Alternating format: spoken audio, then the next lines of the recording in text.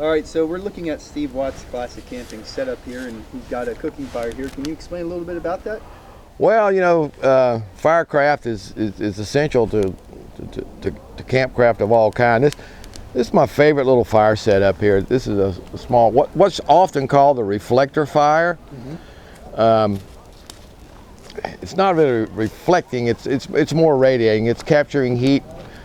It's with this back here, whether it's wood, whether it's logs stacked up. We did a really great one last night. Went all night. Whether it's either stone or wood. And what you usually see portrayed is that means it's reflecting the heat into your shelter. And there's some of that happening. But to me, the greatest thing about this fire setup is the draft that is created. Joe will come around here in a minute and you'll see how this works. As the hot air rises, against the back of that fire, the cool air is brought right into the middle here in this really hot combustion chamber. Yeah, you can see right there the smoke. You can see the flames. You see the way the smoke goes. You see the way the flames go. You don't have smoke swirling around in your camp, and it makes the fire burn hotter. Just a little bit of wood in there, but any piece of wood that I put in there, the draft created against that back wall rising up is sucking all the fresh air into the bottom. It's a very efficient fire. A lot of heat is captured. And then we have the rigs, you know, for hanging pots and irons that go across, and anything you want to cook on. But like I say, what's usually called the reflector fire usually just talks about as a heating fire, but to me it's the supreme cooking fire. Awesome. Can you talk a little bit about your sleeping setup over here too? Well, this is my little hole in here. I get in here, I don't know if you can see it. This is provision box. This is where I carry food. I carry pots and pans. We also are experimenting with period coolers. There were coolers being made at the time, but a lot of people in my group, and I don't have mine out here right now, are making their own coolers, wooden boxes, insulated with straw, and we're able to go out. Of course, ice was available in these days, in the early 20th century.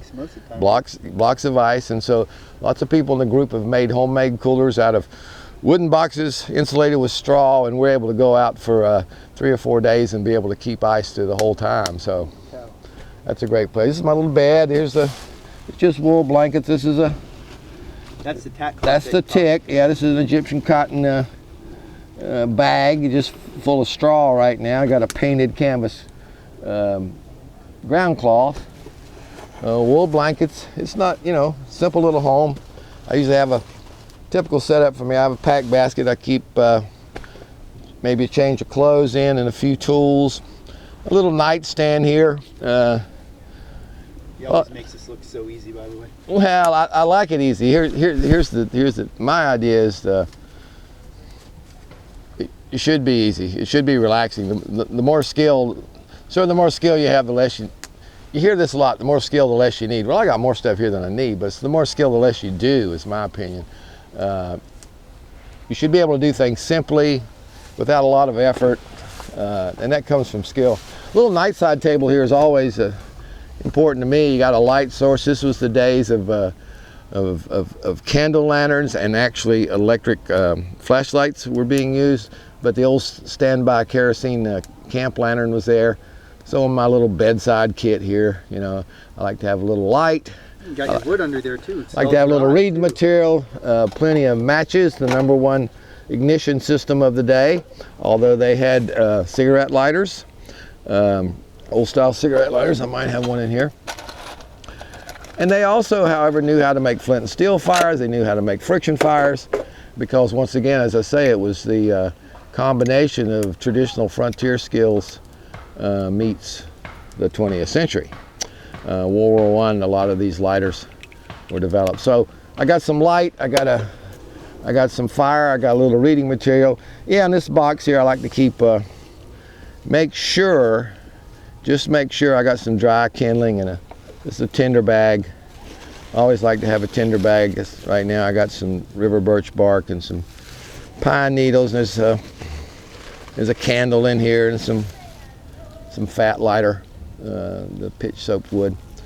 So not much, just a simple little cubby hole there to make sure I got some dry wood in the morning in case things gotta go haywire overnight with some rain or something. Wonderful. Well, thank you so much, Steve, for showing us all this. This is, of course, this is Leather-Bound Camping and Woodcraft Volume 1 edition that I'm drooling over. Thanks again, Steve. You bet. Yeah, let's go camping sometime. Absolutely.